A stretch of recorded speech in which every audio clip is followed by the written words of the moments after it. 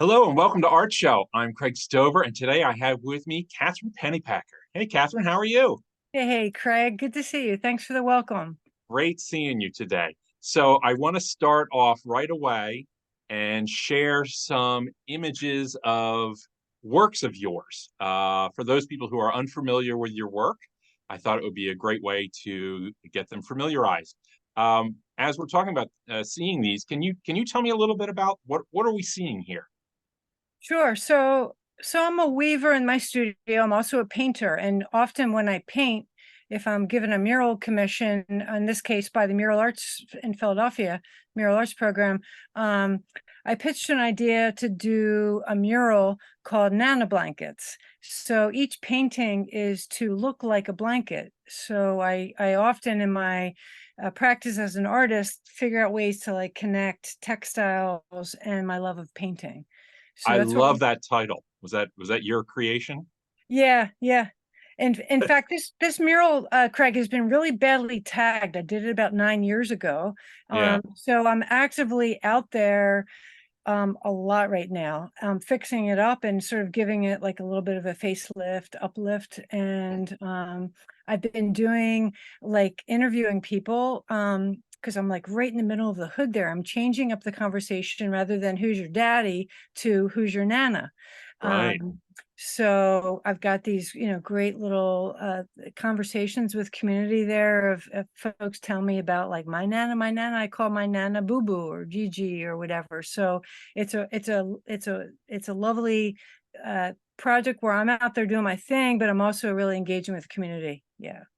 Yeah, I really like the way that it engages people. It's just such a simple little flip, but it does so much to let people in so they can start talking. So tell me about this piece. Oh gosh, I love this that you pulled up. So this is like the shag monster boa series. I have been doing little weavings on small frames and attach those little weavings together to make all sorts of things. So in this case, which I probably did, oh, I don't know, 9 years ago or so, I attached all these together and made these like crazy boas, right? And then I also have a part of this series where they're like wall hangings that hang over door jambs. So it's like sort of a way of like using the door as like a place to hang a textile piece. So I've been doing that, yeah. Are Or these like or vessels, like I attach them together to make what I refer to as like blessing vessels. Yep. are you still producing these? I am. I'm not so much doing the boas, but I am doing these little shags, little frame loom weavings. I find because my studio space is a lot smaller than it used to be, and I'm sort of dashing from place to place and various projects and this and that, and I get around on public transportation, so I tend to bring little frame looms and it's like my lap studio, so Hmm. I'm always doing those little pieces. Yep. So I had to show this piece. I love this piece, and Mm, I specifically I love the hidden structure in them because okay. I didn't know it right away. And once I did, that's what really absorbed me into the piece. So tell us about this piece in your words. Yeah, so Craig, it's like I've been doing a series of pieces that I call Narcan prayer rugs. And Narcan, for those that don't know, is a nasal spray that can be given to somebody who's overdosing. So, and I carry it around because I do a lot of work in Kensington, artist harm reduction and such. So, oh, how funny! I have it on my bureau where I hold my keys. So this is Narcan speaking, Right. right? And when I looked at it years ago, I was like, wow, that kind of reminds me of the shape of a prayer rug, a Yeah. Turkish prayer rug. Like the point would be pointing towards Mecca, for example. And anyway, long story short, so I love antique carpets. Mm. Um, I looked at this and I was like, you know what, I'm going to do my own Narcan prayer rug series. So I've been Mhm. doing a series of that. The airport invited me to do an installation. Um, and as anyone who's not living under a rock knows, we're in the middle of a crisis right now in this country. Philadelphia also very intensely with overdose deaths. So, so this series or this you know, kind of like a link to what we were talking about just beforehand is that like I've been thinking of the little shag weaving as like a pixel. Mhm. And Mhm. so rather than just like attach them randomly together to make boas or whatever, Mhm. I've been lately, the last couple years, I've been, you know, weaving, you know, hundreds of these little pieces and then like placing them on my board to create images of what I want to do. So like pixelized art. So in this case, this is the front of a large column at the airport. And if you look at it, it's the shape of Narcan inside of the shape of a house because I was trying to um, circle that with the cursor yeah, so people could see that. yeah. So like, you know, there's a lot of stigma and there's truth to like a lot of overdose deaths take place. You know, you think of Kensington, for example, in Philadelphia. Well, that's true. And there's also many overdoses fatal overdoses that take place behind closed doors. Mhm. And so I wanted to address that.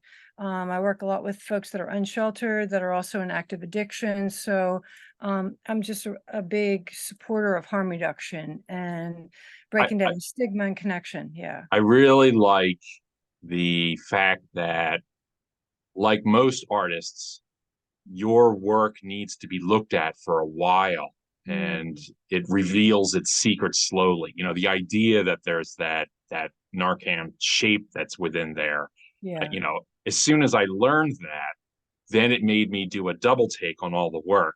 And Okay. now the big thing that you just told me is about the pixel, and I think that's fantastic. And I'll tell Yeah. you why. It's because of the fact that your traditional weaving is like, you know, thousands of years old, and yet you're using a technology word at the same time. And Yeah. I think that's just it's wonderful to see the artists do that, absorb, different time periods and different cultures and different language all within their work. But here Yeah. you are doing some traditional painting.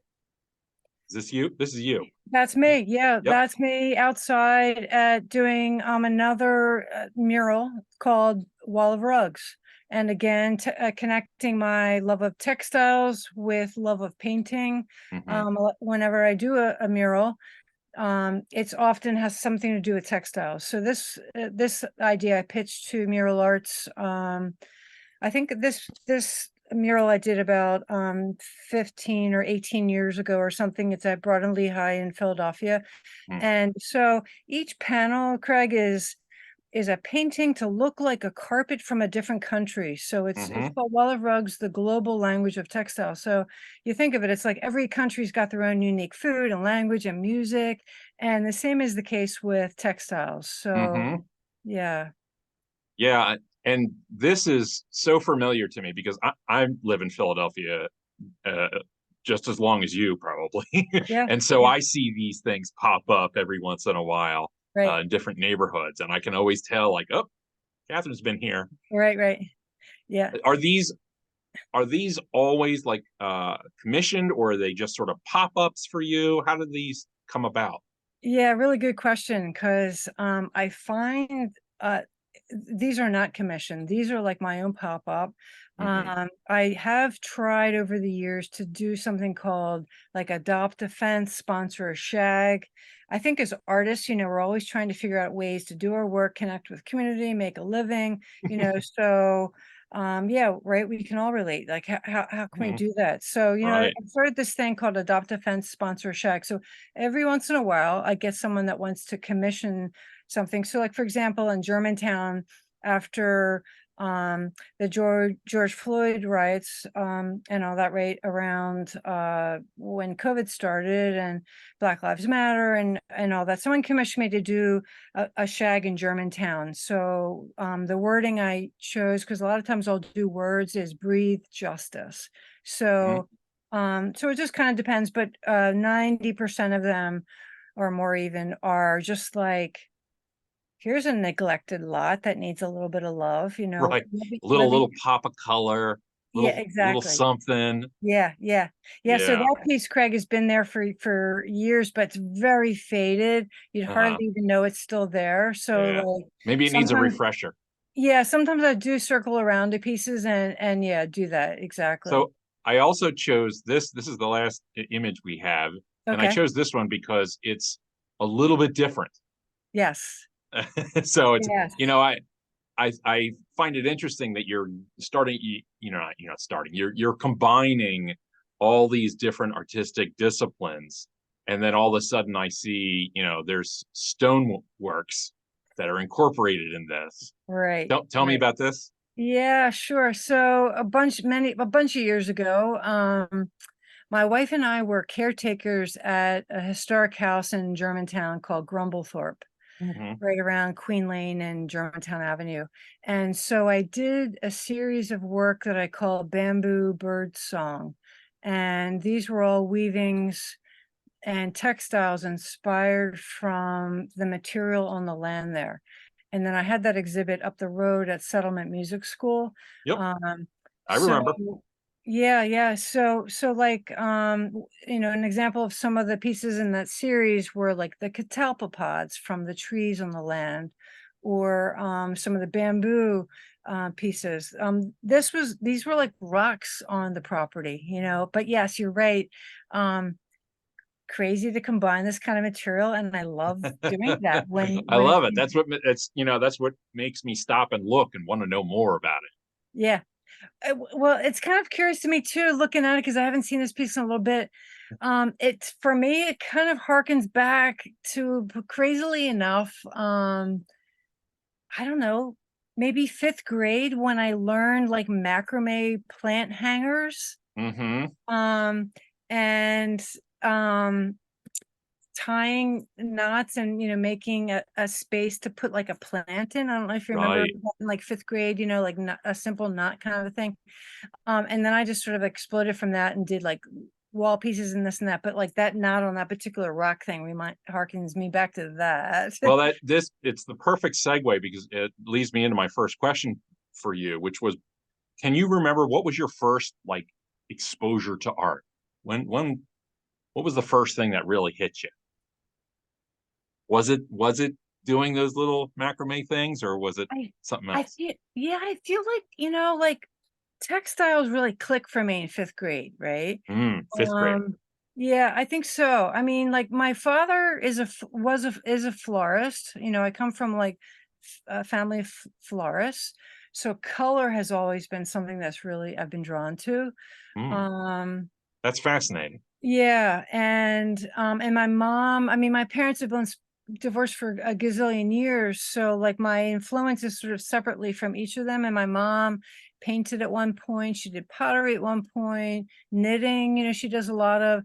So I feel like, I mean, I kind of remember Craig doing um like paintings of horses, like Okay. in, I don't know, like yeah, The yeah. spark was there. It sounds like it was like encouraged within your family because it sounds like you had an sort of an eclectic Yeah, but viewpoint.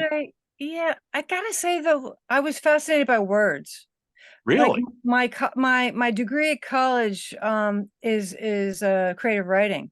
So Okay. words, text really morphed into textiles. Um So at what point if you went to school for literature or yeah, yeah, writing or creative writing, creative poetry, and short writing, at story, yeah. what point did you like make the decision, you know what, I'm going to be a visual artist? When did Okay, that happen? so that's crazy. So that was my senior year in college. Okay. My advisor sat me down and said, you only need one more credit and you can get a minor in art. Because I kept taking like ceramics and paper making and all these Mhm. things. So Craig, my senior year in college, I took a 1 credit class in weaving and absolutely fell in love with textiles. Took off from Right. there, huh? So I graduated from college, um, literally this Penn State main campus. And I mean, my mom was a single parent, had a job at Penn State Ogons, so like it was a no-brainer. You're going to Penn State Ogons because you Yeah. get 75% off discount kind of Yep. thing. So that one credit class. So after I graduated though, it's like I rented a loom for $6 a month at the Weavers Guild. Awesome. I bought, I think it was like a kick wheel. I remember Mm, picking up like with a friend's pickup truck, like a kick wheel, ceramic kick wheel. And I mhm. lived as a sort of like a caretaker at a log cabinish kind of thing off campus after I graduated for another year. And then I had the chance to take a road trip across the country with a friend, and my mom said to me, "Hey, when you get out to California, I believe there's a weaver out there you ought to meet." Mm. And so I did. I looked up that weaver, and they said to me, "Oh, there are these weavers you got to meet in Berkeley." So we were like drove over the Bay Bridge in Berkeley. Again, maybe I didn't mention I was looking for creative writing or writers workshop. So we Mm, stopped at Iowa Writers Workshop, mhm, SF State Writers Workshop, because my thought was, text writing, right? mhm. Um, and anyway, I met this family of weavers, and I walked into their studio, Craig, and I was just like, "What the fuck is Yeah. this?" Yeah. So like Yael is I'm gonna see them in a couple weeks. They invited me out to give a presentation. She's a painter from Israel. Mhm. Um, and her husband, Jean-Pierre, is a third generation tapestry weaver from France. Hmm. So they worked together. She designed pieces that he wove. And so I walked into their studio and I was like, what is this? Well, Um, you preempted me on my next question, which was who lit the fire about your passion. But I can yeah, see it's along the way, but yeah, that sounds like a major leap it, in it in your was. love affair. And it was the kind of thing where like I left that little like, this is kind of cool. I went back to my cabin in the woods with the loom and the potter's wheel, and I wrote them a thank you note like one does, and just said, thanks, that was really cool. Hey, if there's ever an opportunity to study with you, Uh, this was 1987, 88, I certainly would welcome it. Well, like a number of months later, I got a letter that said, "We have an opening if you want to come out." So I literally moved across the country out to uh-huh. Berkeley, California. What I thought was going to be um, apprenticing with them for a summer and then going on to SF State for writing workshops, whatever, really opened up a whole world to me. Wow. Yeah. So I know that your world, obviously involves art, but I know art is only really kind of a little bit more than half your story because you have so much more that you've been able to incorporate with the art, especially reaching out to audiences. And the first one that I really learned about is actually, I think it's a little bit in your background, is this listening loom. Mm, mm. And I want you to just tell me, how did that start, and tell people what it is. Yeah, I feel like so many ideas coming to me as like these aha moments, right? I don't know if it was like the beginning of COVID or what. Uh-huh. I feel like I was just like I just felt like the loom is like can become a portal Mm-hmm. for connection. Mm-hmm. And I was just aware that we were all wanting connection. And So so, you set up your loom in various parts of the city yeah, with signage that just says listening loom. yeah, yeah. It's And what happens? so real humble. I mean, it's just like, like like a standing kind of loom. I wish I could turn my thing to show you. Hmm. Um, with two stools and then a signage that says the listening loom. And basically, yeah, I go to busy intersections. So like Germantown and Cheltenham Avenue, real busy intersection, a lot of people hopping on and off the bus, coming and going. Uh, sort of like thick into COVID. just touching base with people. How you doing? Yeah. How's your day going? And Hmm. so sometimes people would be dashing, sometimes, they'd have a minute and I welcome them to sit at the stool, sit on the stool. So again, it was like just a portal for connection. Um, Hmm. and I brought the listening loom to another area right around when there was we were for the mayor of Philadelphia. So the questions were, who are you voting for mayor, Philly, and Hmm. why? So it's Hmm. just like asking questions. Last year with my colleague Tishka Smith, um, we wanted to do a project connecting with the Ukrainian families that were being displaced from the war in Russia. So we were able to get a grant through Networks for Training and Development, and we set up the listening loom and like a whole series of engagement activities, basically asking that question, like, how are you doing and what do you need? And what we found from that was, um first of all, where we were, the project was such that we were able to, like, get someone on board to figure out, like, where's a good location to set this up, right? Like, where in the far northeast are lots of displaced families were being relocated from Ukraine, a playground that was a lot like the United Nations with folks from families from all over. um and so, how you doing? What do you need? So, we found from that is they real folks really wanted English as a second language classes. So we were able to Mm. make that happen at the rec center, with That's, connection and conversations and yeah, yeah. So as soon as I saw that, yeah. I thought, genius idea. It made me think of the artist de Kooning said, an artist is lucky if they have two or three good ideas in their entire lifetime. Mm. And as soon as I saw that, I went, "That's a good idea." I Right, thought yeah, so. I thought it yeah. was really great, and so you're still continuing doing this, Correct. Yeah, it's an ongoing project. In fact, I brought it once or twice to Kensington. I'm ready to bring it back there again because I work there a whole 2 days a week, doing artist harm reduction. But I want to bring the listening loom by myself. I'm not sure if I'll be able to find a partner, sponsor with it or not. But I basically want to connect with the community, folks that are living out there that are in active addiction, that are unsheltered, like, because the system is really broken. Like, we're having trouble figuring out solutions, right? And so there's a lot of old heads in white shirts. I'm not even sure what it is, mm. so I want to bring the listening loom and the stools and see if we can connect with some folks and have that be perhaps part of a segue into something. Yeah. Do the people when they're sitting there, do they ask about how the loom works? Do you ever give them Yeah. a little tutorial? Of course, yeah. So, yeah, because it is sort of like a curiosity, right? Right. Yeah, And that's what I would imagine. yeah, It's yeah. such an So old process, but so many people it, don't know about yeah, it's an old process technique, but it's, when you think of it, it's really very simple. It's like over, under, and it. under, Right.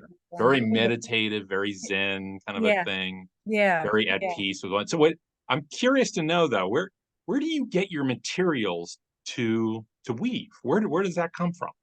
I'm a magnet. Are you? Do you have People, like bags and bags of stuff I everywhere? do. I'm looking at my bins right now.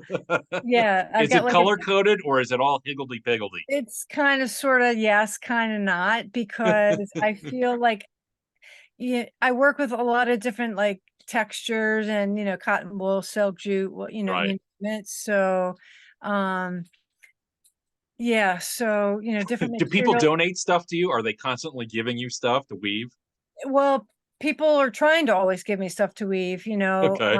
I swear, like, one of these days I am gonna, like, sit, like, I think about this pretty often. It's like, nope, I'm not taking any more. And I'm actually, for the next, whatever, I'm gonna weave all until I run out and then change Hmm. my profession, like, Hmm. sort of like that dramatic kind of I thing. don't think that happens. Right, right, yeah. So, but yeah, I do have a lot of yarn, but I do rarely take on new yarn these days. Yeah. Really? Well, yeah, Okay. because I don't know, there's, yeah, yeah. Well, you use more than just yarns too. I mean, that was evident with, the rocks, but the other Yeah, yeah, fibrous materials, I've seen you use other stuff and right, painting. So you're still cross discipline when in right. your ideas. I am, yeah. Like I know a bunch of years ago, um, I just would love a dollar store. So I would, get like big bags of like Q-tips, like 1,000 in a bag. I did a large wall weaving called 7,000 Q-tips. So it was all out of white Q-tips, Hmm. with bands of like cotton and other bands of wool and such like that. I did a whole other series, weaving flags of nations in conflict, Hmm. using cotton and wool and silk, but also um, paper matches, Hmm. and would then weave them really tightly in the shape of a heart, and then have these like conflagrations, like douse it with flame retardant and then set them on fire so it wouldn't like ruin the piece, but it would char it. Um, What is it about these materials that are you're drawn to? Why use these kind of materials? I think I've always been curious by like material as metaphor. Hmm. So lately I've been, I think I just recently ordered some, I'm not sure where it is, somewhere. Anyway, some like caution tape or Hmm. like do not enter tape that I'll like, weave those sort of materials into. Um, so it is kind of fascinating because I studied like a real traditional technique of tapestry, which is, flat woven Hmm. and wool and cotton and pretty much that's it, so um I remember and I think of it frequently. It's like my teacher, Jean-Pierre Larchette, and Yael's wife, he would always say, Kat, you got to learn the rules and then you can break them. So like I Hmm. learned all the particular, rules of how to do, what to do, what not to weave with, whatever.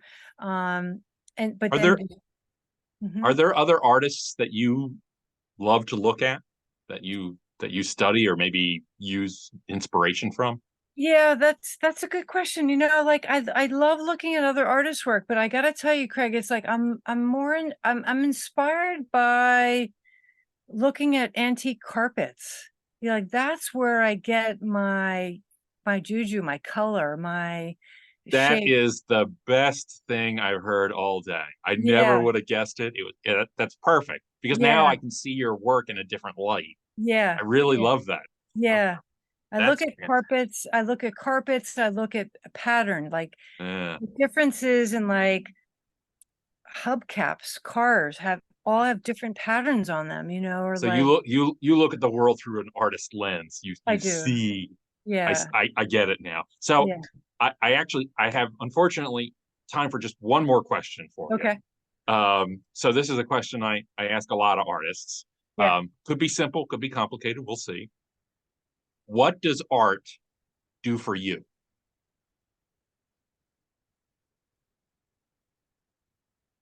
Well, I'm a painter and a weaver, right? So as a painter, it's like an exhale. It's like an expression, explosion, like immediate, right? As a weaver, it's an inhale. It's contemplative and meditative and quieting. So it's a little of both, if that makes sense. That makes perfect sense, and Okay.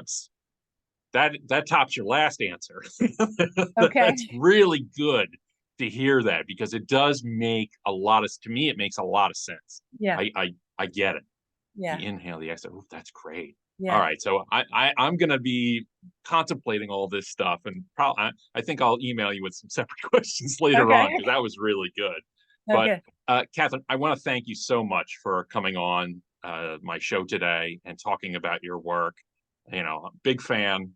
We've known each other for years, Yeah. so I can't wait to see your next sort of pop up or the next spot for the listening room. I think it's great. I think you could franchise that. I think people would really get into I'm that. working on it. Yeah, no, Good, I've good. I'm I've glad to got hear that. Facebook and Instagram and I'm wanting to because I feel like listening is a skill that we all Yeah. it's sort of it's an important thing to add to any art. And It really is. And so you right. do it very well. So Thank I you. want to thank everybody for tuning in today. I really appreciate it. I want to encourage you to like and subscribe. That helps more people find out about us and the interviews that we're doing with some really talented artists all over the place. Again, Kathryn, I want to thank you for making yourself available today. I really Right. appreciate it. Thank And you. thank you very much. I appreciate it. This was a lot of fun. Thank you. All right. Take care. Okay. Good night. Bye-bye.